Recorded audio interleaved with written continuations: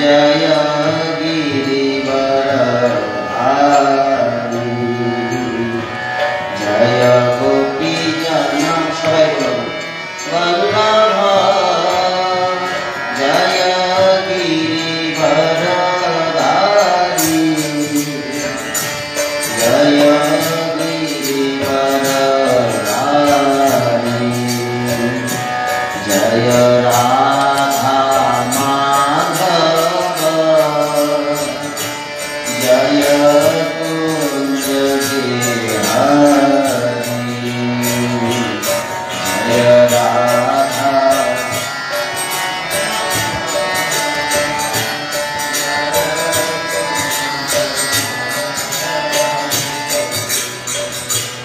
हरे कृष्ण कृष्ण कृष्ण राम हरे राम राम राम हरे हरे हरे कृष्ण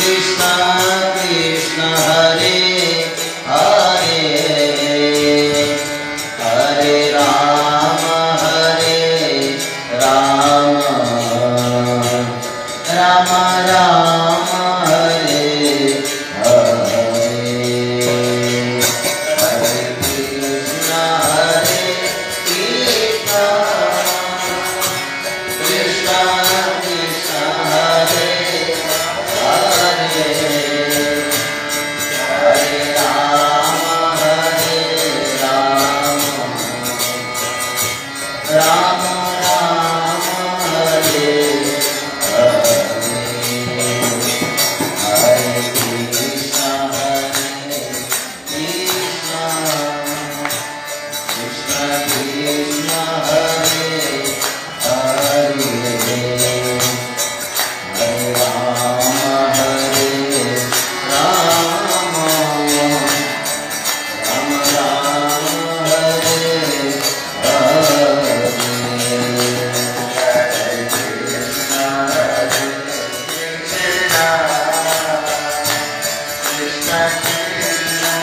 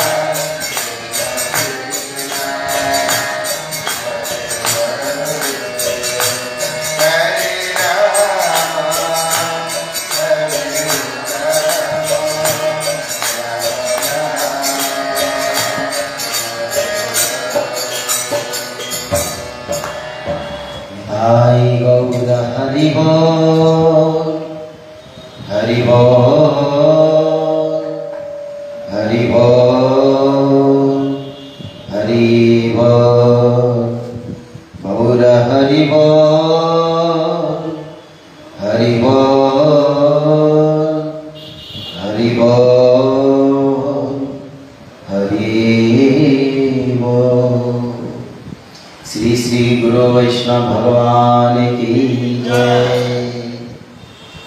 तो আমার ইচ্ছা ছিল চাতুর্মাস ব্রত উপলক্ষে এখানে প্রত্যেক বছরই আনুষ্ঠানিকভাবে স্বাধ্যায় কিংবা শ্রীমদ্ ভগবদ গীতা পাঠ আদি হয়ে থাকে। আমি নিবেদন করেছিলাম আমি আসবো শুনতে, মহারাজ বলছে না, আপনাকে বলতে হবে। পরমার্থ সাধু সঙ্গের সাথে আমাদের জগন্নাথ মন্দিরের বহু আগের থেকেই সম্বন্ধ আছে। এখানে প্রত্যেক বছর আমাদের আসতে লাগে। যখন সাধু ভান্ডারা হয় আমাদের মঠে প্রায় 10 থেকে 15 জন সাধু সন্ত আসতে লাগে। তো প্রত্যেক বছরই আমরা আসি এবং স্বামী প্রণব চৈতন্যপুরীজি মহারাজ এবং অনির্বাণ পুরী মহারাজ এবং আরো রয়েছেন অবধেশ মহারাজ, অবধেশ চৈতন্যপুরীজি মহারাজ, আমাদের এনারা যখন আনুষ্ঠানিকভাবে এখানে কার্যক্রম করেন, অনেক ভক্তরা আমাদের মঠেই অবস্থান করে। এবং আরেকজন রয়েছেন,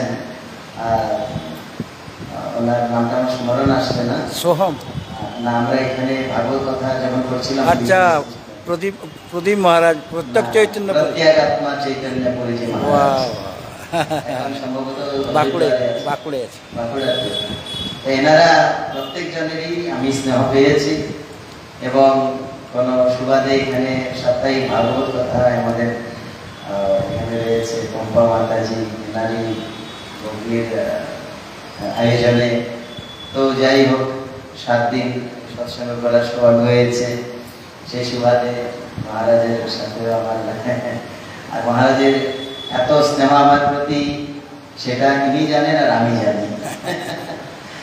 তো আমি শুনতে এসেছি, আমি কিছু বলতে আসি না, কারণ পরম পবিত্র এই চাতুর্মাসের অনেক কারণ রয়েছে। চাতুর্মাস ব্রতের মহিমা অনেক প্রকার রয়েছে।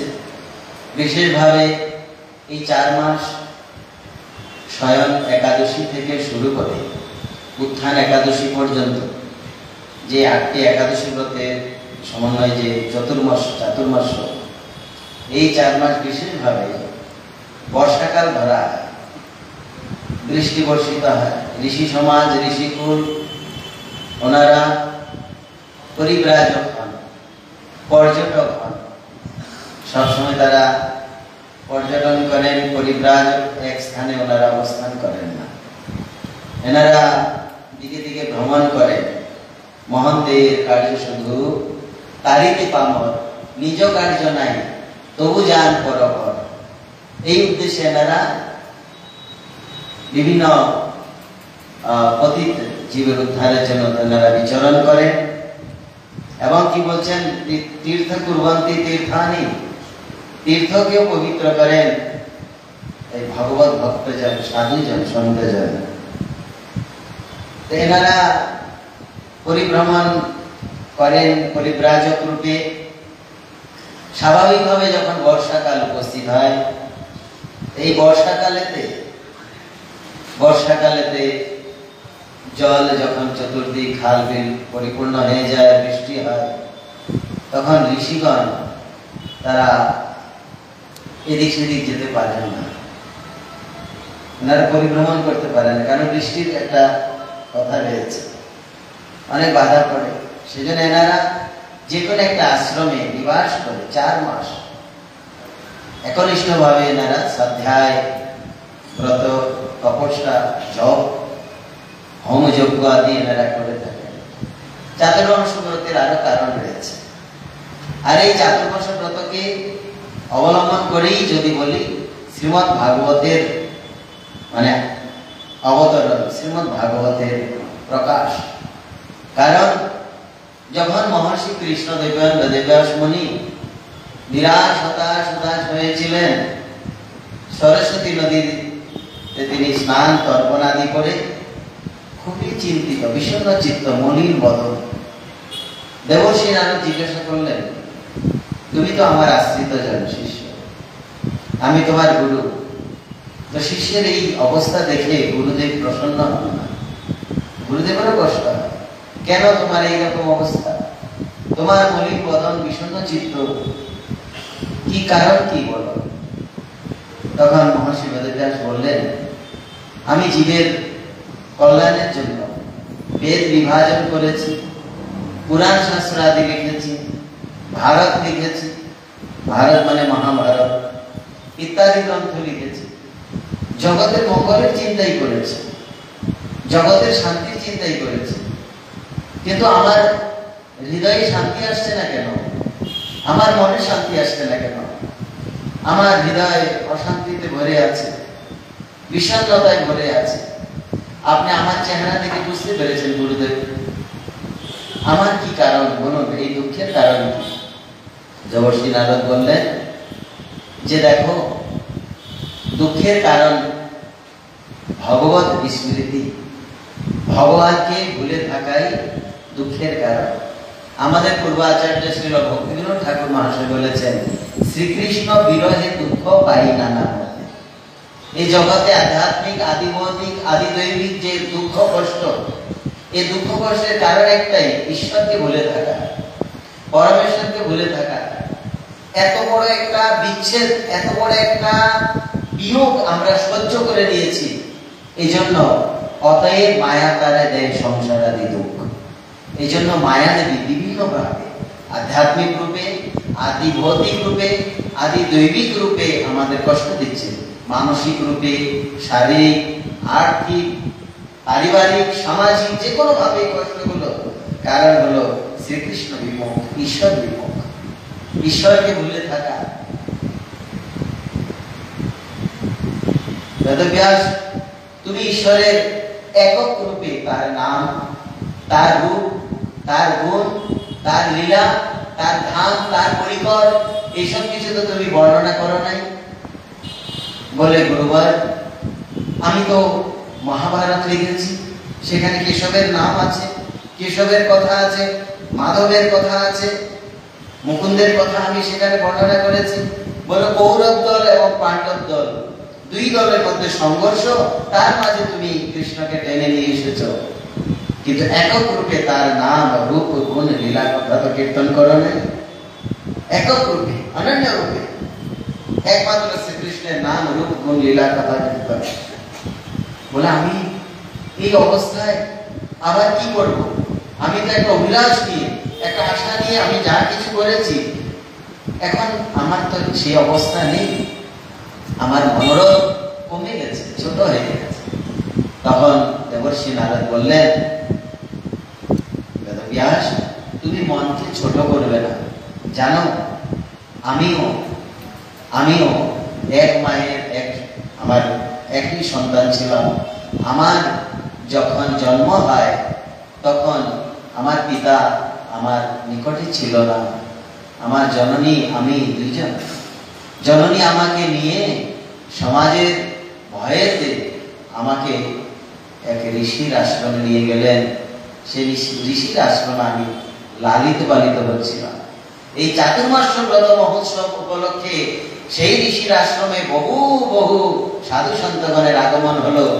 আমি তাদের মুখ নিঃসৃত এই যে ভাগবত কথা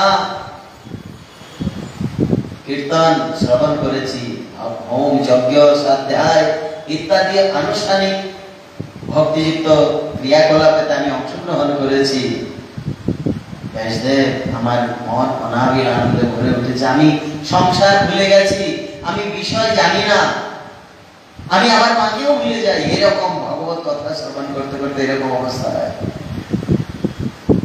তখন যখন চাতুর্মাস্য ব্রত সম্পূর্ণ হয়ে গেছে, ঋষিকুল চলে যাবেন, তো দেবর্ষি নারদ বলছে, ব্যাসদেব, আমি তখন ঋষিদের সাথে যাওয়ার জন্য তাদের নিবেদন করলাম। ঋষিগণকে বললাম, আমিও যাব আপনাদের সাথে। ঋষিগণ বলছে, দেখো, যদি যাওয়ার ইচ্ছে চলো। যখন মা শুনলো, মা কান্না শুরু করে দিল। মা বলল, পুত্রকে নিয়ে গেলে আমি বাঁচবো না। আর ছেলে বলল, আমাকে রেখে গেলে আমি বাঁচবো না। ঋষিগণ সমস্যায় পড়েছে। নারদ বলছে, তখন আমাকে ঋষিরা বোঝালেন যে দেখো, জননী আছে, জননী সেবা করো, যথা সময়ে ঈশ্বর তোমাকে পথ দেখিয়ে দিবে। আমার মায়ের সেবা ছিল সেই ঋষির আশ্রমে গো সেবা, গাভী সেবা করা। গাভী সেবা, এই যে বর্ষাকাল, চাতুর্মাস্য বর্ষাকাল, তো কি হয়, আশ্রমে চতুর্দিক আগাছায় ভরে যায়। আমার মা, ঋষিগণ যখন চলে গেলেন, তার কদিন পরে আমার জননী ওই বর্ষাকালেতে যখন বোধহন করতে যাচ্ছিলেন, তখন ওই বিষধর সর্প ছিল, সর্পের উপরে পা পড়েছে, তৎক্ষণাৎ মাকে দংশন করলো, মা প্রাণ ত্যাগ করলো। আমি মায়ের বিরহে খুব ক্রন্দন করলাম।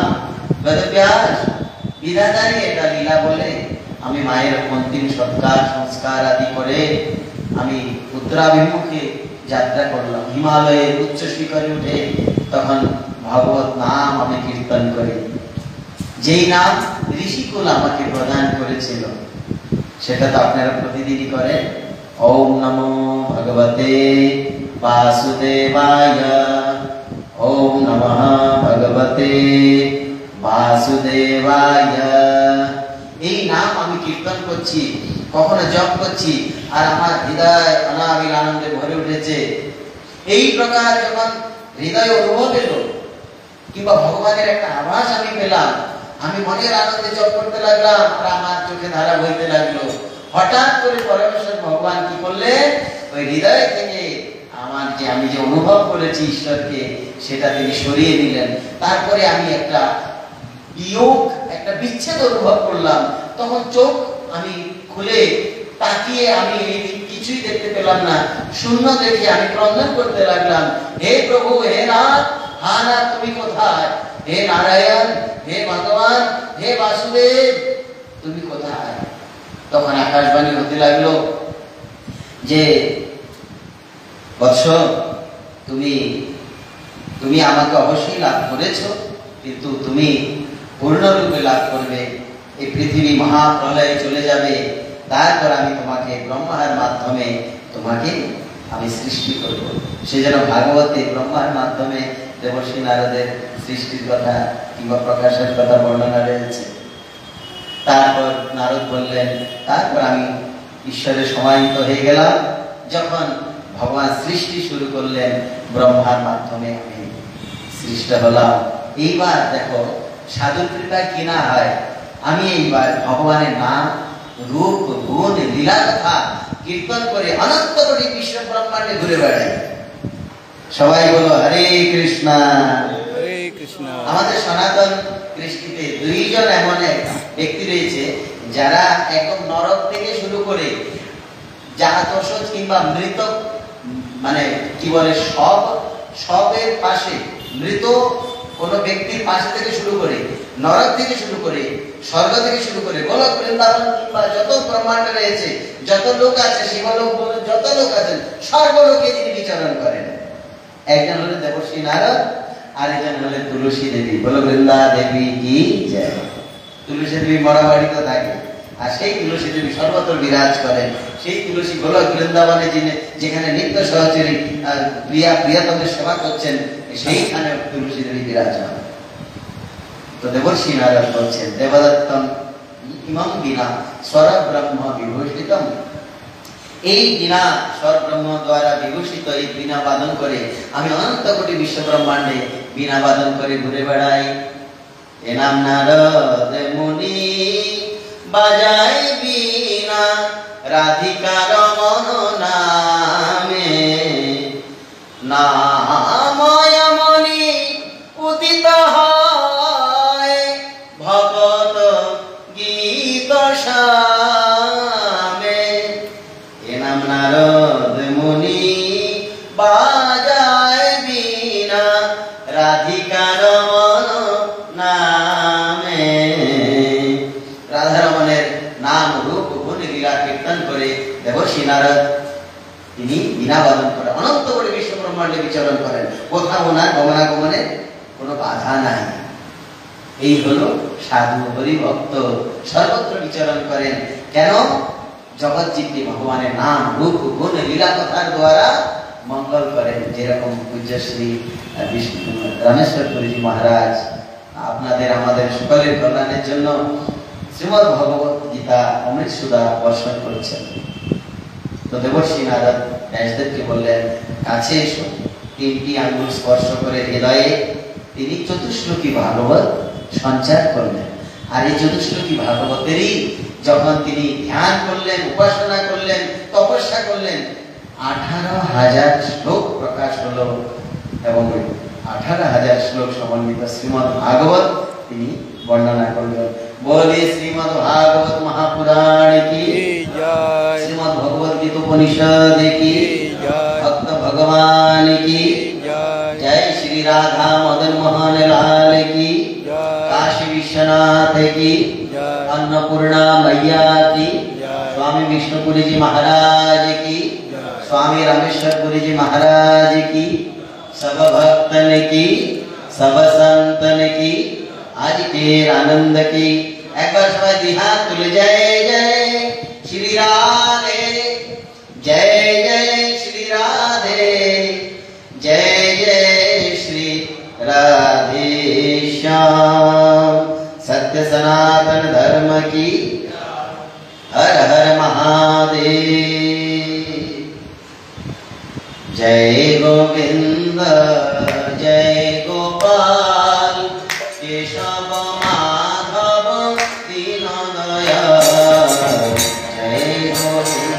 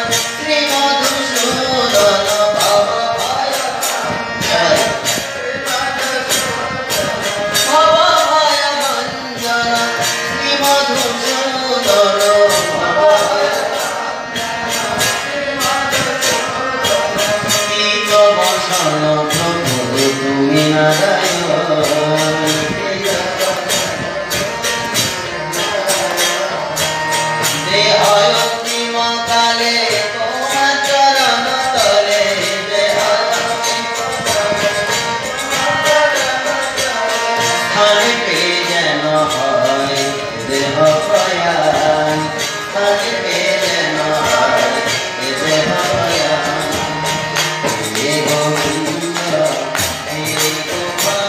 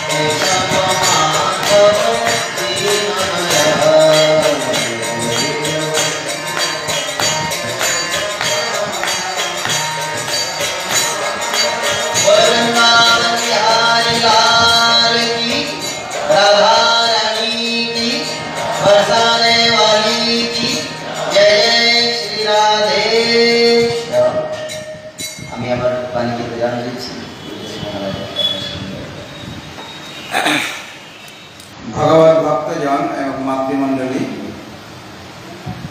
আজ আমাদের সামনে ভক্তি সুন্দর সাগর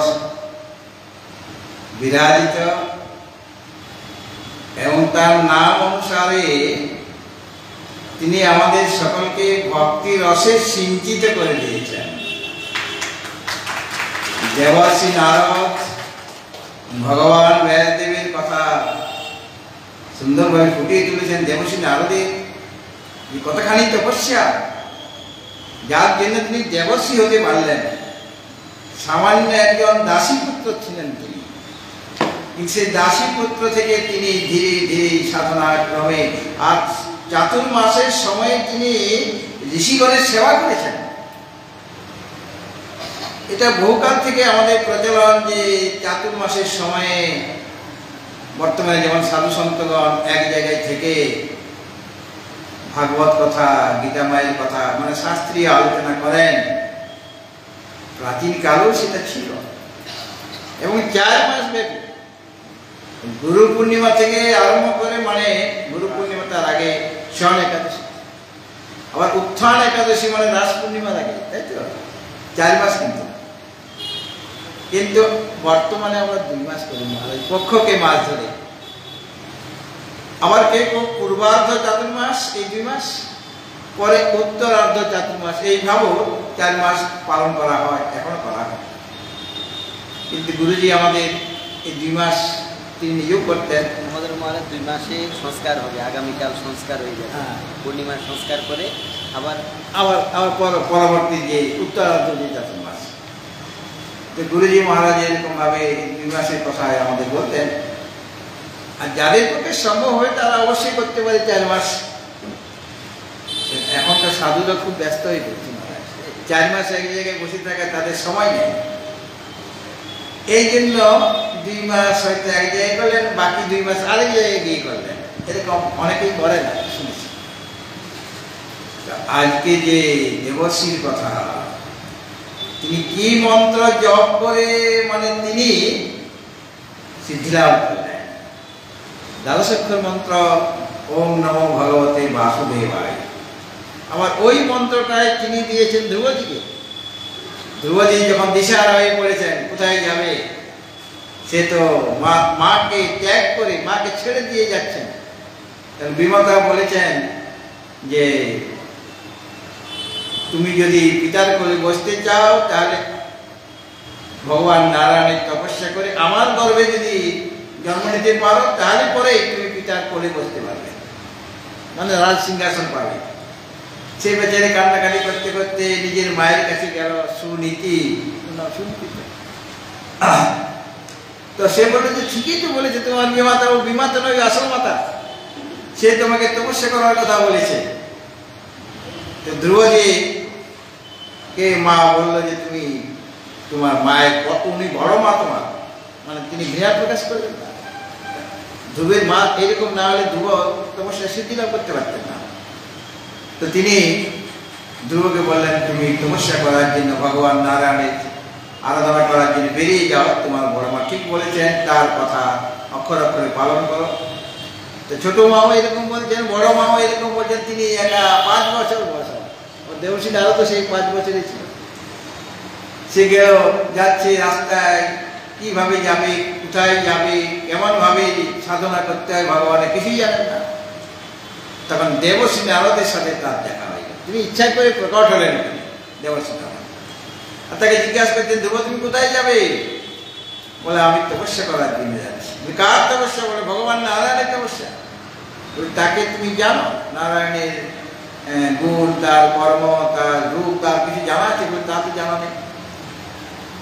কোথায় গিয়ে আরাধনা করবে সেটা তুমি জানো? বলে তাও তো জানি না।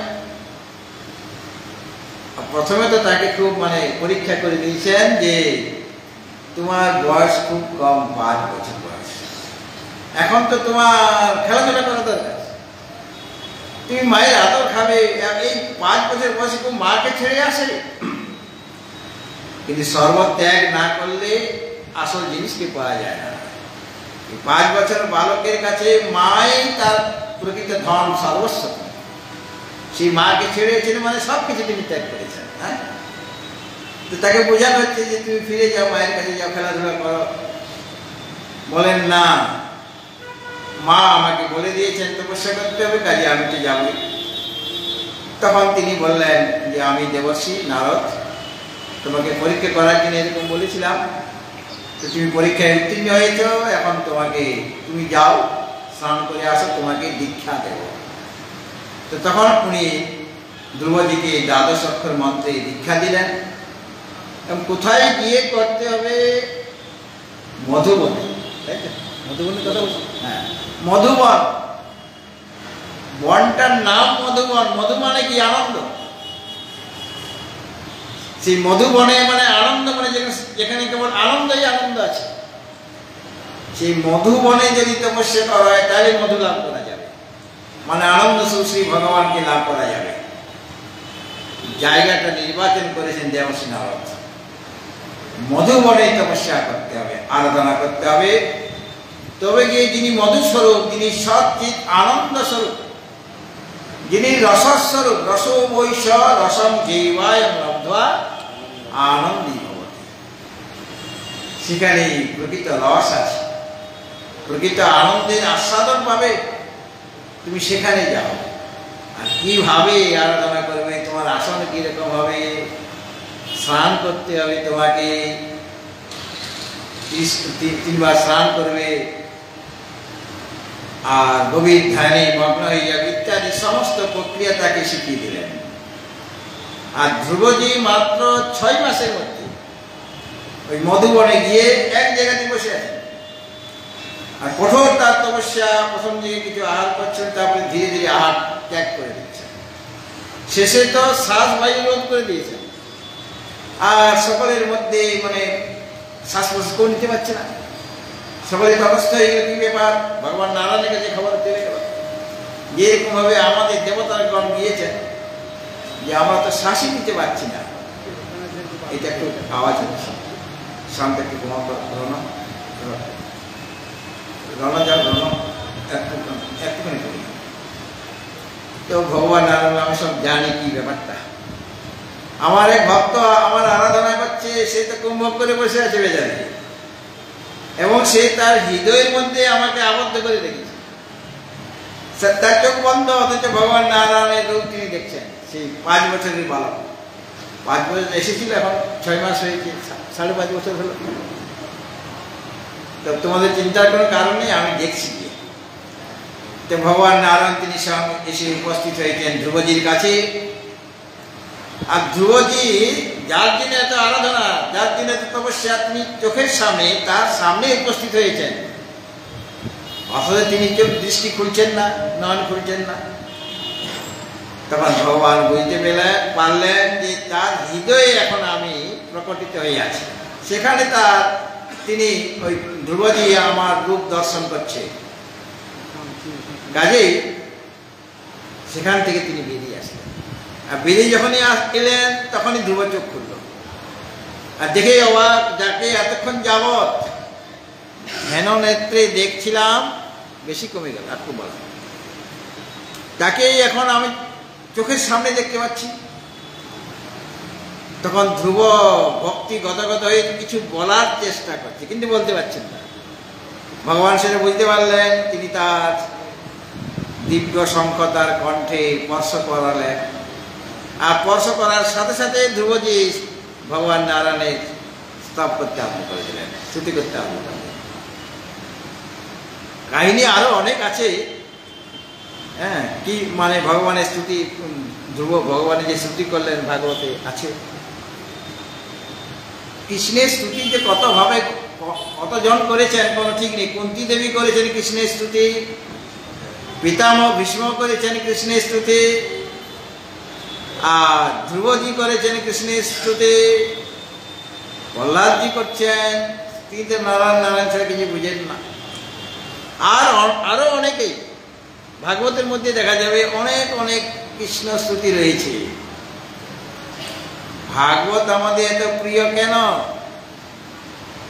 যদিও দশম স্কন্ধে ভগবানের কথা বেশি ভাবে দেখা যায়, তাই তো, তাও আবার পূর্বার্ধ এবং উত্তরার্ধ রয়েছে, কিন্তু অন্যান্য স্কন্ধে ভক্তের চরিত্র রয়েছে। কোথাও ধ্রুব চরিত্র, কোথাও প্রহ্লাদ চরিত্র, কোথাও বৃত্তাসুরের চরিত্র। এইভাবে ভক্তের চরিত্র তারা তো ভগবানের ভজনা করছে, ভগবানের আরাধনা করছে, কাজে সেখানেও ভগবত লীলা, ভগবানের গুণগান এসে যাচ্ছে অন্যান্য স্কন্ধে। এইভাবে সম্পূর্ণ ভাগবতে আমরা কৃষ্ণের দর্শন পেয়ে যাই, ভক্তের মাধ্যমে কৃষ্ণের দর্শন। আর শ্রীমদ্ ভাগবত এমন একটা গ্রন্থ, শুধু এখানে নয়, আসামও দেখেছি মন্দিরে তাদের কোনো মূর্তি নাই, কিন্তু একটি ভাগবতকে তারা রেখে দিয়েছে, সেই ভাগবতের পূজা হয়। এই ভাগবত পেলেন ভগবান শ্রীকৃষ্ণ, ভাগবতের পূজা হচ্ছে। হ্যাঁ হ্যাঁ, এরকম ভাবে আসামে এটা দেখেছি, একটা মানে সম্প্রদায় আছে তারা, হ্যাঁ নাম করে, হ্যাঁ, আবার যে আমাদের যে শিখ সম্প্রদায়ের মধ্যে তারা ওই গুরু গ্রন্থ সাহেবকে দেখান, সেটাই তাদের গুরু।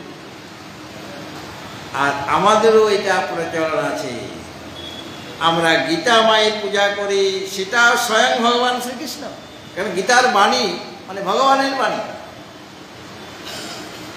এমনি ভাবে ভগবানের পূজা না করলে যদি তুমি গীতার পূজা করো, গীতার পূজা করা মানে গীতা পাঠ করতে হবে, গীতা সেবা করতে হবে, গীতার রহস্য তোমাকে বুঝতে হবে। ওনাদের সময় হয়েছে, উনি আবার গিয়ে এই জগন্নাথ বাড়িতে তিনি পাঠ করবেন। আর আজকে যে সুমধুর কণ্ঠে তিনি যে আমাদের ভজন শোনালেন, ভক্তিপূর্ণ ভজন, সকলেই আপনারা তাতে অংশগ্রহণও করেছেন। নীলকমল মহারাজজি, আপনাকে খুব খুব ধন্যবাদ, আপনি এসেছেন সাথে। এখানে আমি একা সাধু পড়ে আছি, আর সাধুই দেখতে পাই না, সাধুই দেখতে পাই না। সাধু দেখতে গেলে বাইরে ঘুরতে হয়। আপনারা আজকে এতজন সাধু সন্ন্যাসী ব্রহ্মচারী এসেছেন, ভক্ত এসেছেন, খুব খুব খুশি হলাম। আবার আপনাদের এখানে যাতে আসতে পারেন অনুরোধ করব, যাতে আপনারা আসেন। নীলকমল মহারাজ, আপনি জগন্নাথ বাড়িতে থাকেন, ওখানে থাকেন জগন্নাথ বাড়িতে? আমি জগন্নাথ বাড়িতে দুদিন গিয়েছিলাম, খুব ভক্তিকমলজি আমাকে খুব অভ্যর্থনা জানিয়েছেন, এবং ভাগবতের পুরো সেটটা আমি ওখান থেকে নিয়ে এসেছি, ভাগবতের পুরো সেট, এবং সেটা আমার কাছে খুব ভালো লাগছে। মহারাজজি ভাগবত সেট এনেছেন পুরোটা, এবং পড়া শুরু করে দিয়েছি। আর সব কোন শব্দের কি অর্থ সেটা লেখা আছে, আবার বিশ্বনাথ চক্রবর্তীর টিকা, তার অনুবাদও আছে। আর সংস্কৃতে অন্বয় করা হয়েছে, এবং সংস্কৃতে প্রথমে সংস্কৃতে শব্দগুলির অর্থ বলা হয়েছে, তারপরে কিছু বক্তব্য রাখেন। হ্যাঁ, ঠিক আছে মহারাজ, খুব খুশি হলাম। খুব সাধুদের ধন্যবাদ দিতে নেই, সকলকে ওম নমঃ নারায়ণ জানাচ্ছি, হরে কৃষ্ণ সম্ভাষণ জানাচ্ছি, হরে কৃষ্ণ। ভগবত ভক্তজন, আমাদের সামনে আরেকজন ভক্ত এখানে বিরাজিত, যদিও তিনি বাহ্যিক দৃষ্টিতে একজন বিএসএফ এর একটা পদে রয়েছেন। আমি যখন কয়েকদিন পূর্বে, হয়তো রাধাষ্টমীর দিনে ওদিকে ঘুরতে গিয়েছিলাম, আর তখন এনার সাথে দেখা। তা উনি ওই যারা মানে গেটের মধ্যে ছিলেন, তারা বলেন স্যারকে জিজ্ঞাসা করি এখন আপনারা যেতে পারবেন কিনা, আপনাদের তো পাসপোর্ট নাই, ভিসাও নাই, তো ওই অবধি যেতে পারবেন কিনা স্যারকে জিজ্ঞাসা করি। স্যারকে যখন জিজ্ঞাসা করলো যে মহারাজ একদিন এসেছেন, তিনি সাথে সাথে বেরিয়ে এসে আমাদের অভ্যর্থনা করে ভিতরে নিয়ে গেলেন, এবং যখন থেকে নিয়ে গেলেন তখন থেকে তার শুধু কথা কথা কথা, মানে গুরুর কথা, গীতার কথা একটু বলতে বলতে যাচ্ছেন। আর আমি খুব খুশি হলাম ওনাকে দেখে, যে তার কাছে তার মুখে অন্য কোনো কথা নেই, এবং তিনি নিরামিষভোজী, আর সবসময় ভগবত কথা আর গুরু কথাই বলেন। তাকেও আমি বলেছিলাম, তিনি বিভিন্ন জায়গায় তিনি অবশ্য হিন্দিতে বলেন, বাংলা বুঝেন কিন্তু হিন্দিতে তার বলতে খুব সুবিধা, ওটা তার মাতৃভাষা। এনার নাম মহেন্দ্র প্রসাদ যাদব, ওনার নিবাস হচ্ছে বিহারে, কিন্তু বিভিন্নভাবে কাজের প্রয়োজনে তাকে বিভিন্ন জায়গায় যেতে হয়। সেই হিসাবে তিনি বিভিন্ন জায়গায় মাঝে মাঝে তাকে ভ্রমণ করতে হয়। তা আমরা আগরতলাবাসীরা এনার মতো ভক্তকে পেয়ে আমরা খুব খুশি। তাকে আমি 10 মিনিট বলার জন্য অনুরোধ করছি, কেন আমাদের আবার এখান থেকে আরেকটা জায়গায় যেতে হবে। হ্যাঁ, আমিও কিছু বলবো। মহেন্দ্র প্রসাদ জি, আপনি এখন 10 মিনিটের মধ্যে আপনি গীতার কথা, আপনার গুরুর কথা এই ভক্তদের মাতৃমণ্ডলীকে একটু শ্রবণ করান। আপনি নিজের আসনে বসুন। প্রসাদ জি, হরি ওম।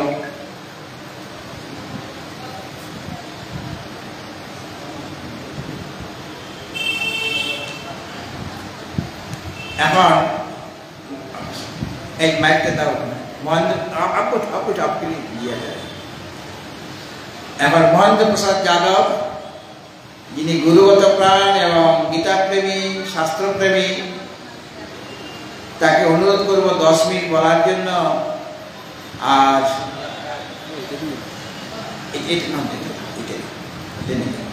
এবং 10 মিনিট তিনি বক্তব্য রাখুন, তারপরে যেটুকু আমি সময় পাবো সেটুকু আমি আজ করবো।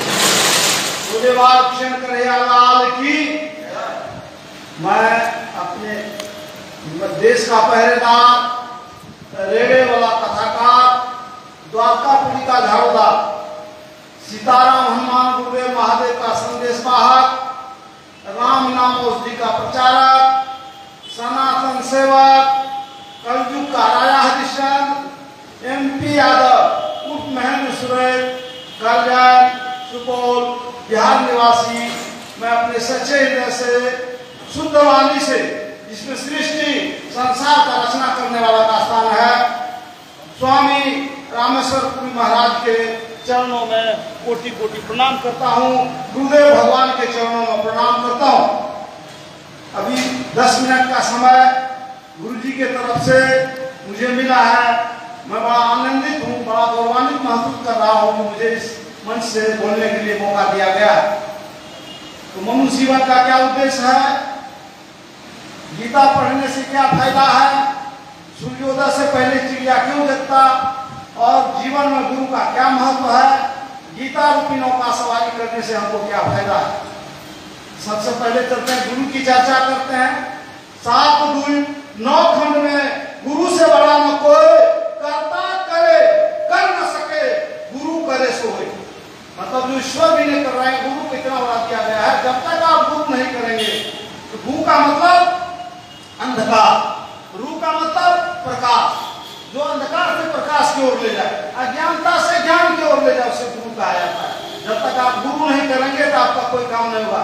यदि गुरु की आवश्यकता, 5 महीना के बाद, 9 महीना के बाद माँ के गर्भ से निकले, 5 साल के बाद स्कूल गए, शब्द और अक्षर का ज्ञान हुआ, वो पढ़ाने वाले गुरु का कृपा है। इस तरह मानव जीवन को सुचारू रूप से चलाने के लिए, गीता रामायण को समझने के लिए माता पिता गुरुदेव और समाज के बड़े लोगों के चरणों में चारों धाम है, उसको जानने के लिए आपको गुरु करना पड़ेगा। इसीलिए कहा गया 7 द्वीप 9 खंड में गुरु से बड़ा न कोई, करता करे कर न सके, गुरु करे सोए। यदि गुरु की आवश्यकता नहीं होती, कथा पर ध्यान, तो साक्षात विष्णु अवतार रामचंद्र जी के गुरु आदरणीय वशिष्ठ जी नहीं होते। इतने बड़े विद्वान बलवान ज्ञानी रावण के गुरु आदरणीय शुक्राचार्य जी नहीं होते। स्वामी विवेकानंद के गुरु आदरणीय रामकृष्ण मंच नहीं होते। परशुराम के गुरु महेश्वर शिव शंकर भगवान नहीं होते। राजा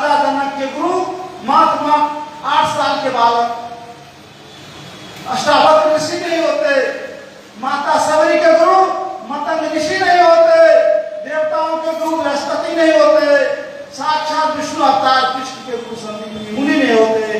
MP यादव में है तो सुरेश कल्याण सुपौल बिहार निवासी के गुरु संत श्री कुलदीप शास्त्री द्वारका जम्मू वाले नहीं होते। हमारे गुरु महाराज के गुरु द्वारका शास्त्री जी महाराज नहीं होते जम्मू में। कभी संसार में इतने बड़े बड़े महापुरुष आए, साक्षात विष्णु अवतार राम और कृष्ण आए तो उनको गुरु जग जाहिर है। कलकत्ता में रामकृष्ण परमहंस अपने हाथों से जगत जननी माँ काली को भोजन करवाते। माँ काली देखी ये तो गुरु ने किया, बोला बेटा रामकृष्ण अरे तुमने गुरु किया कि नहीं किया? बोला जिनके पास आप जैसे जगत जननी माँ काली हो तो गुरु करने किया। बोला नहीं, उस जमाने के राजस्थान के बहुत बड़ा तोतापुरी महाराज थे, इतने बड़े भक्त थे, उनको सपना दिया गया और आके वो कलकत्ता में गुरु मंत्र दिए। मेरा कहने का मतलब है गुरु किए बगैर आपको गीता रामायण समझ में नहीं आएगा। तो बोले गुरुदेव भगवान की अब चलते हैं जीवन में गीता रूपी का सवारी करने से। ये तो गुरु आ गया। तो जो आदमी गुरु नहीं किया आज से गुरु करे, गुरु के बगैर गत नहीं है। गुरु के बगैर आप भक्ति कर रहे हैं तो बुरा रहेगा। गुरु कैसा हो नहीं देखना। गुरु ने आपको मंत्र दिया तो मंत्र महिमा क्या है गुरु का, पहले ये भी चलते हैं। मंत्र कर जाप से क्या फायदा है? जो बोलता मंत्र जो को मंत्र 1 करोड़ जाप करते, मैं नहीं कहता, शास्त्र कहता, भगवान का कानून का किताब कहता मैंने। 1 करोड़ आप जाप करते हैं तो आपका तन शुद्ध हो जाएगा। आप अपने आप गलत चीज खाना बंद कर देंगे। 2 करोड़ जाप करते हैं आप तो धन स्नान शुद्ध हो जाएगा।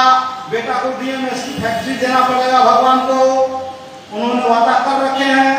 और आप 3 करोड़ जाप करते हैं तो पुत्र स्नान शुद्ध हो जाएगा। पुत्र बलशाली पैदा हुआ स्वामी विवेकानंद जी से, महाराणा प्रताप जी से और शिवाजी जैसे पुत्र पैदा होगा, भक्त पैदा होगा। और 4 करोड़ जब आप जाप कर लेते हैं तो आपका दुश्मन स्थान शुरू हो जाता है। और दुश्मन स्थान आपको कोई गोली चलाएगा, कोई मारेगा, उसका वार आपके ऊपर असफल जाएगा। ये है मंत्र महिमा। कल युग में जो 10 करोड़ जाप कर लेगा तो रामकृष्ण परमहंस की तरह माँ काली देवता प्रकट हो जाए। कितना आसान है, इसीलिए कहा गया है। बोला हम तो कल युग में आए हैं। अरे कल युग केवल नाम धारा, कल युग केवल नाम धारा, सुमर सुमर नर उतर ही पारा। इसी बात को गुरु नानक देव जी गुरु ग्रंथ साहिब में किस तरह से लिखे? अरे दुखारणी, अरे दुखारणी भय नाशनी,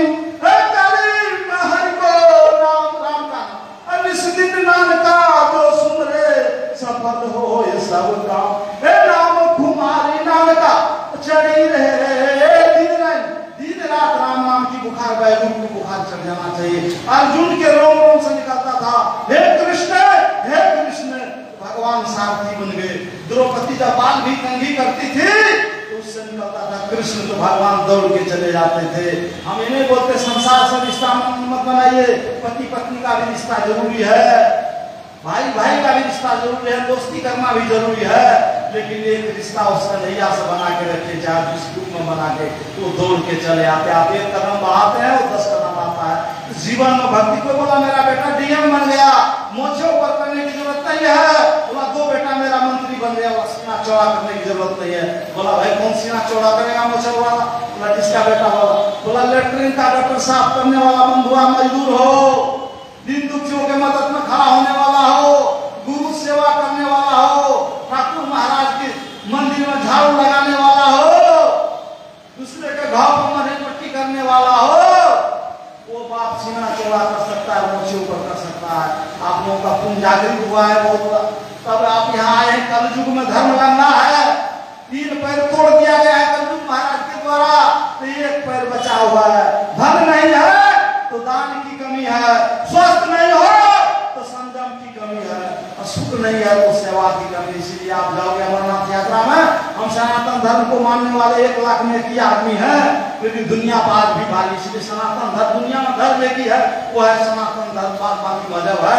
आप अमरनाथ यात्रा में जाइए, जहाँ आप 2 दिन में पैदल पहुंचेंगे, वहाँ सनातन धर्म का लंगर लगता है। टोटल 240 लंगर हम सनातन धर्म वाले लगाते हैं। 56 प्रकार का देसी घी का भोजन करवाता है।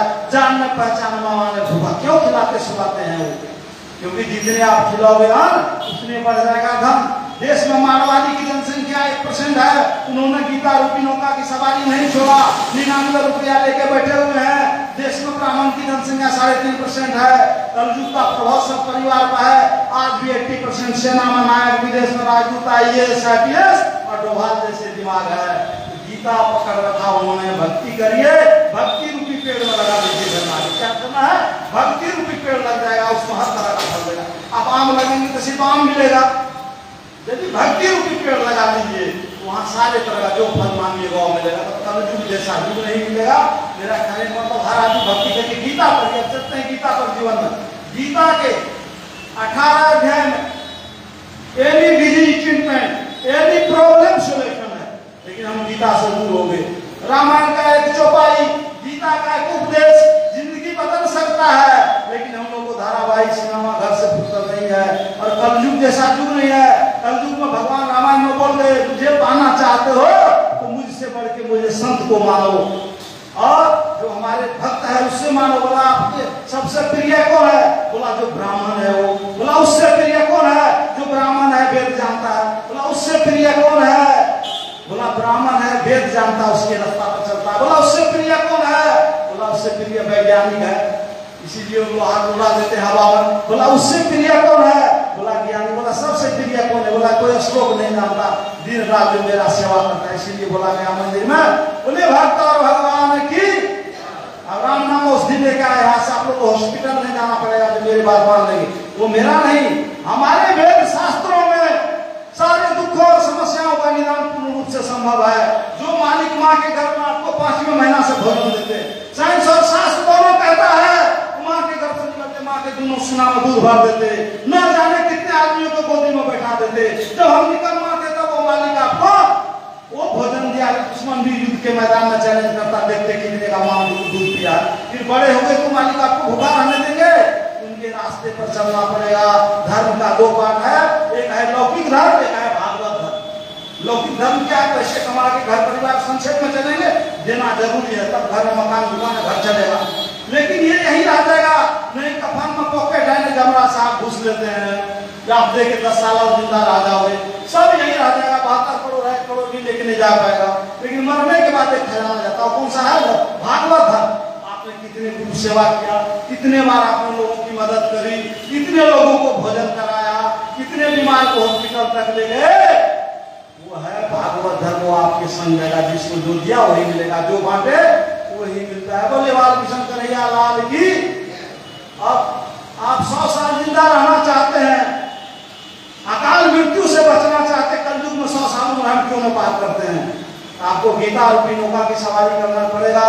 संसार रूपी सागर को पार करना, नदी है इसको पार करने के लिए, शमशान भूमि तक सुरक्षित पहुंचने के लिए, हॉस्पिटल में पास सर्विस से बचने के लिए आपको गीता रूपी नौका का सवारी करना पड़ेगा। गीता में साक्षात भगवान है, यानी गीता आपको पढ़ना पड़ेगा।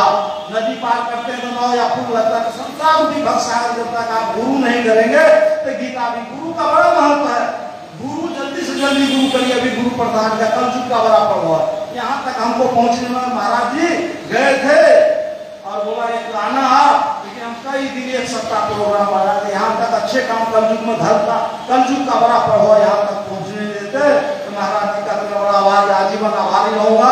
यहाँ मौका दिया हमको सत्संग। आज हमारे अकाउंट में 1 करोड़ जा रहा है। सत्संग ये चल रहा है। सत्संग का क्या मतलब? अरे सत्संग की आधी घड़ी, सत्संग की आधी घड़ी, सुमरन बरस 50, बरखा बरखे घड़ी, अरठ चाले बारमा।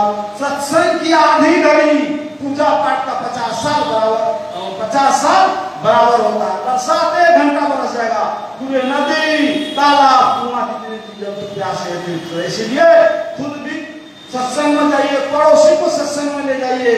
सत्संग के बगैर संस्कार नहीं आ सकता।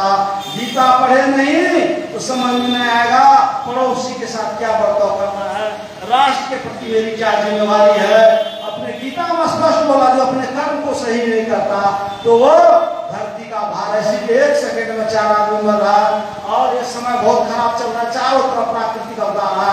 उस समय में यही बचेगा, इस समय में जो हरि कीर्तन में लगे हुए हैं। कोई सरकार नहीं बचाएगा, सावरिया सरकार ही बचाएगा और गुरु का आशीर्वाद ही बचाएगा। इसीलिए कहा गया 7 द्वीप 9 खंड में गुरु से बड़ा न कोई। माँ पिता गुरुदेव और समाज के बड़े लोगों के चरणों में चारों धाम है, वहाँ का आशीर्वाद। मान लीजिए जहाँ से आप जा रहे हैं पटना के लिए, रास्ते में आपको एक्सीडेंट होकर मृत्यु है और बड़े का आशीर्वाद जाते समय किसी महाराज मिल गए, कोई संत मिल गए, कोई बड़े आदमी मिल गए, पैर छुलिए, बोलेगा दीर्घायु भव, अच्छे रहो, आपको मामूली चोट लगेगा और बच जाओगे। कलयुग में 100 साल जिंदा रहना चाहते हैं, अकाल मृत्यु से बचना चाहते हैं, तो गुरु कर लीजिए, गुरु का चरण पकड़ लीजिए, भगवान तक पहुंच जाएगा। यही मेरा था संक्षेप में कहना। और सूर्योदय से पहले चिड़िया जग जाता है, 4 बजे से पहले, जब आज 6:05 पर सूर्य निकलता है, 1 घंटा पहले जगना चाहिए। 1 घंटा पहले नहीं जगेंगे तो आज एक राम नाम औषधि मंत्र देंगे आपको, कागज पेन निकाल के नोट कर लो। जो इस मंत्र का जाप करे, हमारे गुरु जी का, हमारे वेद शास्त्रों का टूट विश्वास है कि संसार में राम नाम औषधि से बढ़ के कोई औषधि नहीं है। इस मंत्र को आप लोग नोट कर दिए, दिमाग में कागज पेन है तो नोट कर दीजिए, देते हैं उस मंत्र। बोले गणपति महाराज की जय। सीताराम हनुमान गुरुदेव महादेव, राम नाम औषधि है। जो इस मंत्र का जाप करेगा, भूत प्रेत जादू टोना किया कराया, किसी प्रकार की बीमारी परेशानी सब दूर हो जाएगा। कौन सा मंत्र है? छोटा सा है, खाना खाते उठते बैठते चलते कलयुग में जैसा सीताराम हनुमान गुरुदेव महादेव, राधे श्याम हनुमान गुरुदेव महादेव।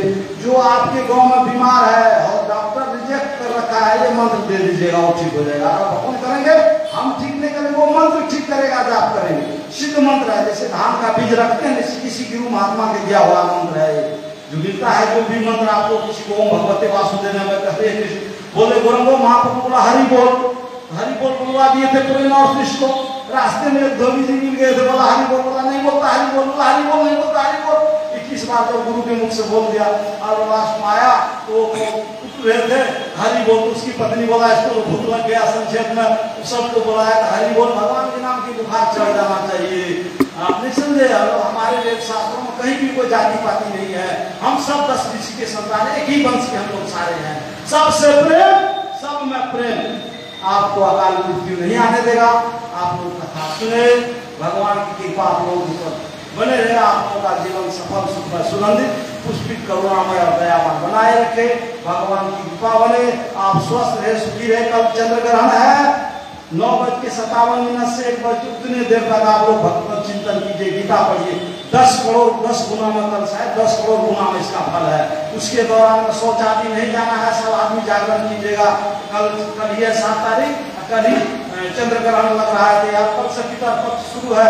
पितर के जिसके घर में अकाल मृत्यु हो रहा है, 100 साल से आदमी पहले मर रहा है, उस घर में पितर दोष है, वहाँ गीता का 7वां अध्याय पढ़ लीजिए। श्राद्ध पक्ष में तिल जाओ, गुड़ भी चढ़ा देते हैं तो पितर खुश हो जाते हैं। पितर दोष है तो कोई भक्ति काम नहीं करेगा, तो पितर दोष को भस्म करने के लिए गीता का 7वां अध्याय सबसे कारगर है। शायद हम 10 मिनट से ज्यादा समय लिए, क्षमा मांगते हुए गुरु महाराज से, गुरु महाराज के चरणों में मैं अपने वाणी को विराम देता हूँ। हरिओम।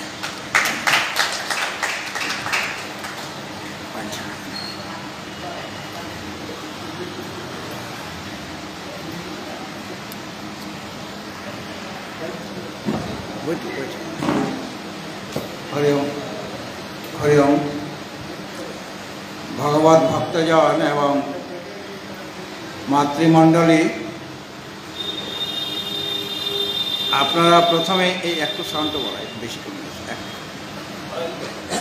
শান্ত বলা। তো ভক্তি সুন্দর মহারাজের কাছ থেকে ভক্তি রসের আস্বাদন পেয়েছি আমরা। আর ইনি মহেন্দ্র প্রসাদ, ইনি গুরু প্রসাদ লাভ করেছেন, গুরু কৃপা লাভ করেছেন, বাস বাস। এবং গীতা সেবা করে গীতা মায়েরও আশীর্বাদ লাভ করেছেন। তিনি যেটা শিখেছেন, গুরুর কাছ থেকে যা পেয়েছেন, গীতা পড়ে যেটা অনুভব করেছেন, সেই অনুভবগুলি আপনাদের কাছে উনি শেয়ার করেছেন। এবং আমাদের তো শাস্ত্র বলছেন যে গুরু সেবা না করলে সেই পরম তত্ত্বকে লাভ করা যায় না, যার জন্য আমাদের এই মানব জীবন। তদ্বিদ্ধি প্রণিপাতেন পরিপ্রশ্নেন সেবয়া উপদেশ সন্তিতে জ্ঞানম জ্ঞানীনস্তত্ত্বদর্শন। গুরুই আমাদের হাত ধরে নিয়ে যাবেন সেই লক্ষ্যের দিকে। সুতরাং গুরু সেবা, গুরুকে নমস্কার, গুরুর উপদেশ পালন সর্বতভাবে আমাদের করা একান্ত প্রয়োজন। আর গীতা সুগীতা কর্তব্যা কিমন্য হই শাস্ত্র বিস্তর হই ইয়া স্বয়ং পদ্মনাভস্য মুখ পদ্ম বিনিশ্চিতা। গীতা সুগীতা করা দরকার, মানে গীতা ভালোভাবে পাঠ করা দরকার।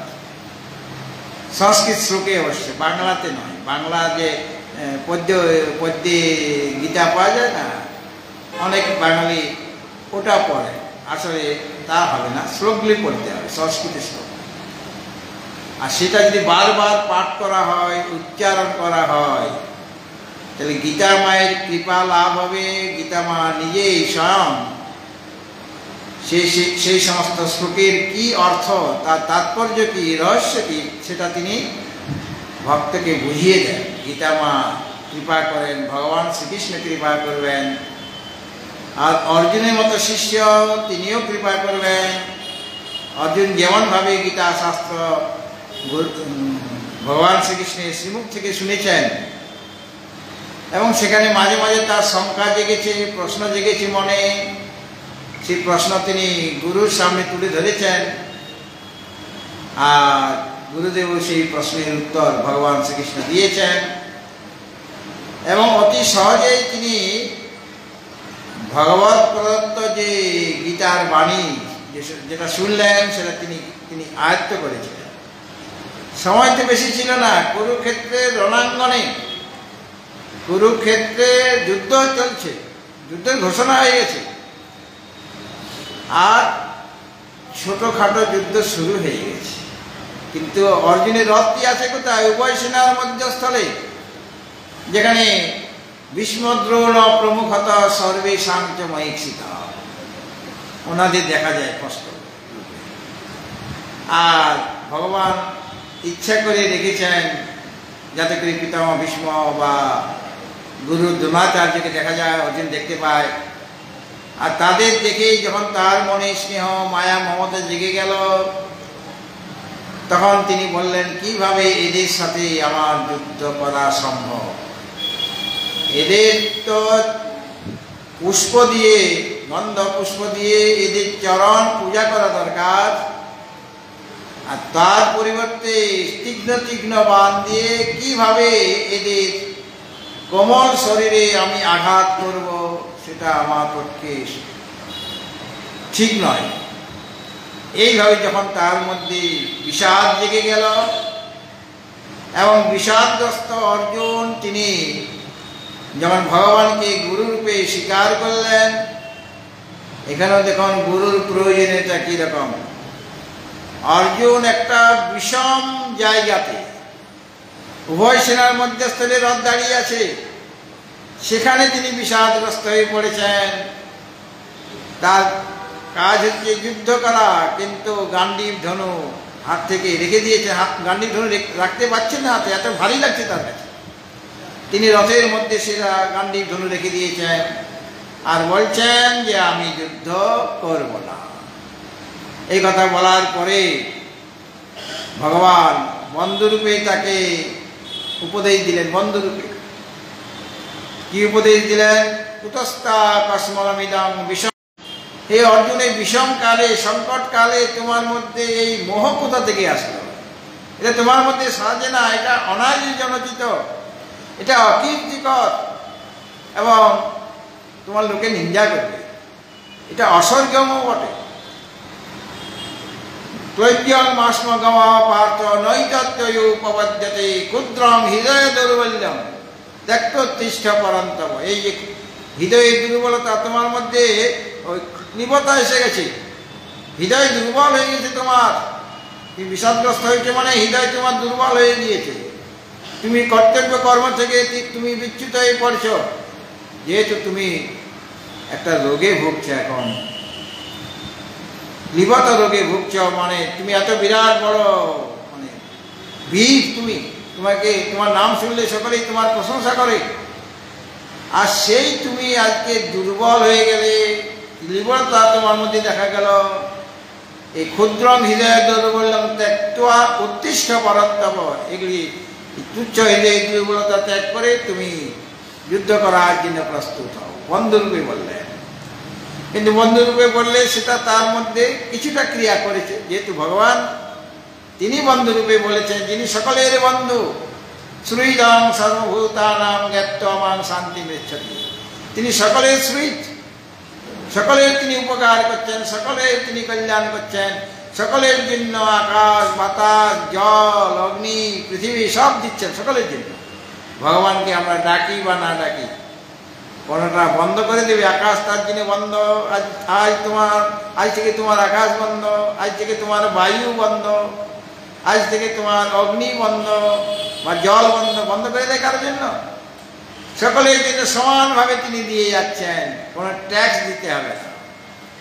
অর্থাৎ তিনি যেটা প্রতিজ্ঞা করেছেন যে অনন্যাস চিন্তয়ন্তু মাং যে জনা পর্যুপাসতে তেষাং নিত্যাভিযুক্তানাম যোগক্ষেমং বহাম্যহম, যারা আমার নিরন্তর চিন্তন করে আরাধনা করে তাদের আমি যোগক্ষেম বহন করি। কিন্তু যারা আমার চিন্তা করে না তাদেরও যোগক্ষেম আমি বহন করি, কেন আমি ছাড়া তার কেউ নেই সংসারে। কে যোগাবে তাদের? অপ্রাপ্ত বস্তু কে পাইয়ে দেবে? আর প্রাপ্ত বস্তু রক্ষণাবেক্ষণ কে করবে? তিনিই করেন।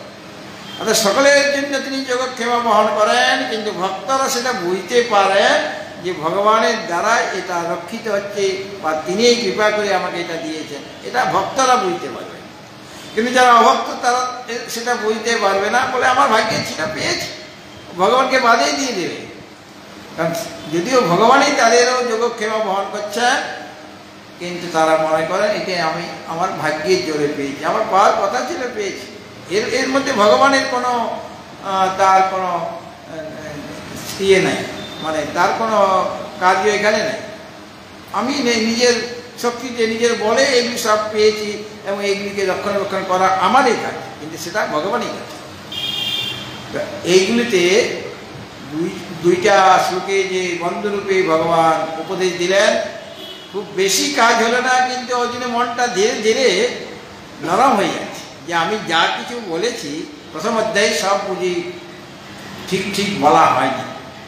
আমি মনে করেছিলাম যুদ্ধ ত্যাগ করে ভিক্ষাবৃত্তি গ্রহণ করলেও সেটা ভালো হবে, কিন্তু এখন বুঝতে পারছি যে কোনটা ভালো, যুদ্ধ করা উচিত না যুদ্ধ ত্যাগ করে যেমনভাবে বনবাসে আমরা ভিক্ষা করেই খেয়েছি, ফলমূল খেয়েছি, সেরকমভাবে থাকাটা কি ঠিক হবে কি হবে না সেটা তিনি বুঝতে পারছেন না।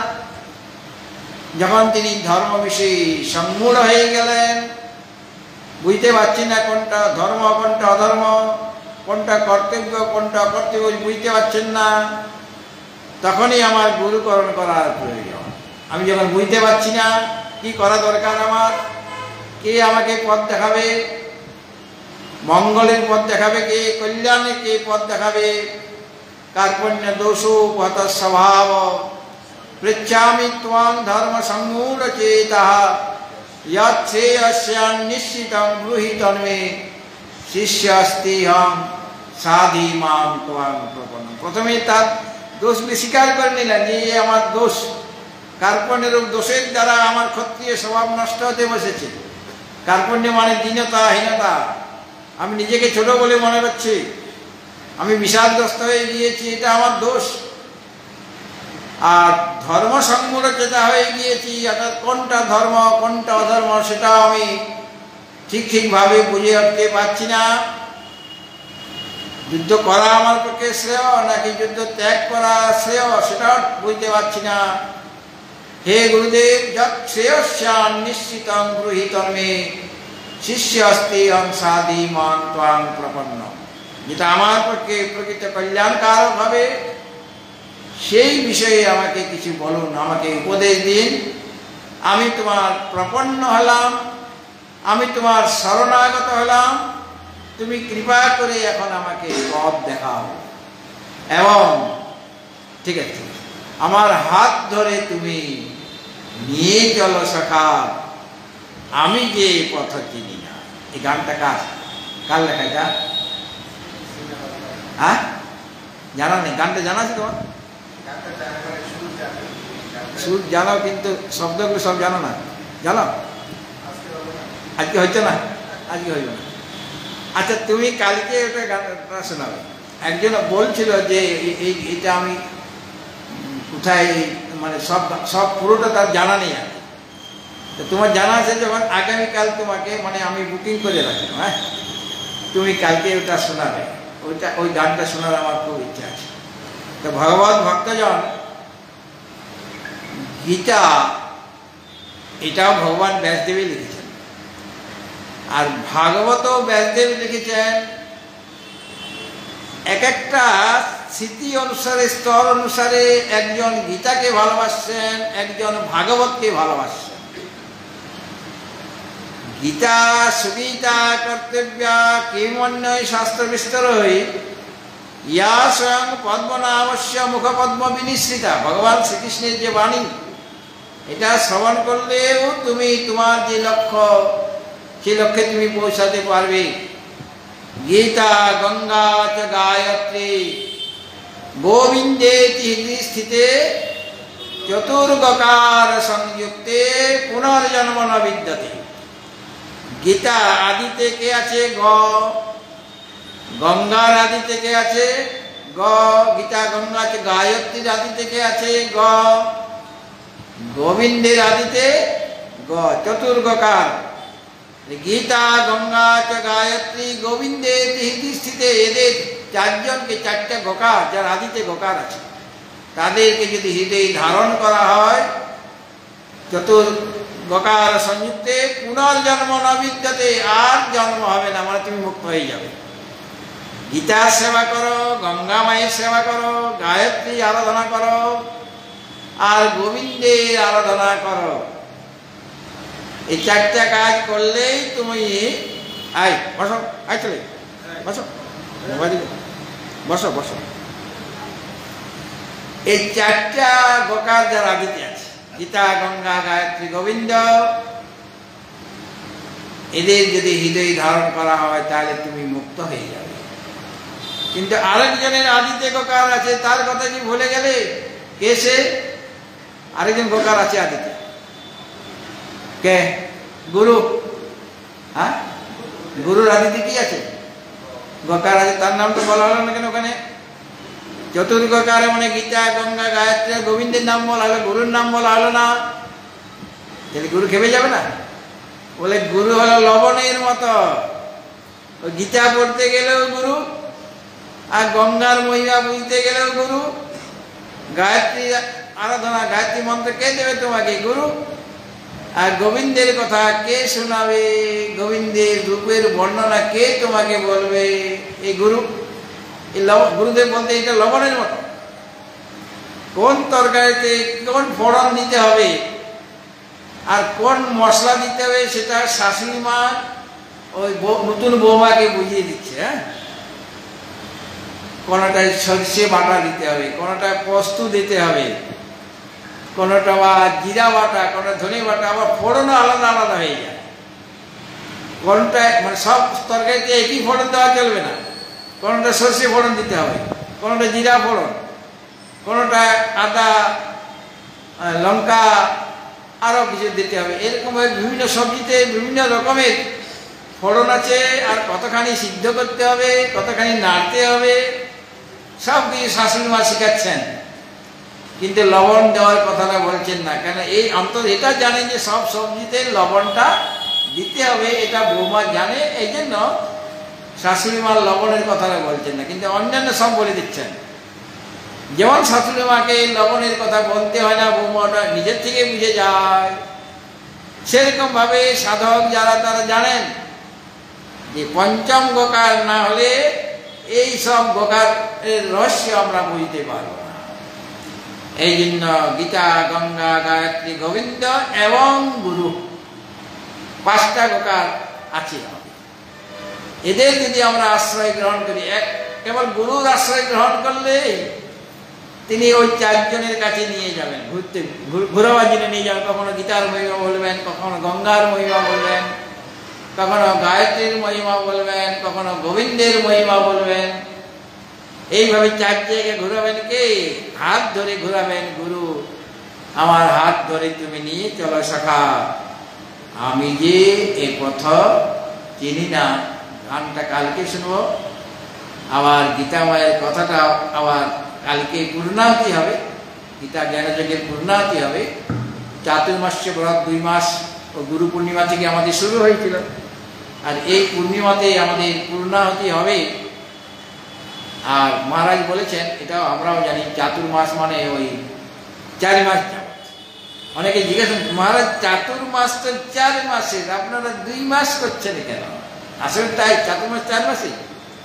তো আমরা পূর্বার্ধ চাতুর্মাস করছি, উত্তরার্ধ যে আরো এরপরে আরো যে 2টা পূর্ণিমা আছে সেটা আমরা করছি না, অনেকেই করেন।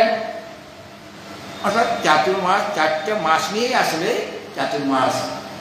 ওই শন একাদশী থেকে ভগবান তো শুনলেন, আর না উঠলে আবার শেষ করবে কেমন করে? উত্থান একাদশীতে তিনি উঠবেন। তিনি শুয়ে পড়েছেন, তারপরে তার ঘুমটা আসবে, গভীর ঘুম আসবে, ইপাস উপাস করবে, পার্শ্ব পরিবর্তন করবে, তারপর একসঙ্গে গিয়ে রাস পূর্ণিমার আগের যে একাদশী সেটা উত্থান একাদশী কার্তিক মাসে পড়ে, সেখানে তিনি উঠবেন, তখন সমাপ্ত হবে।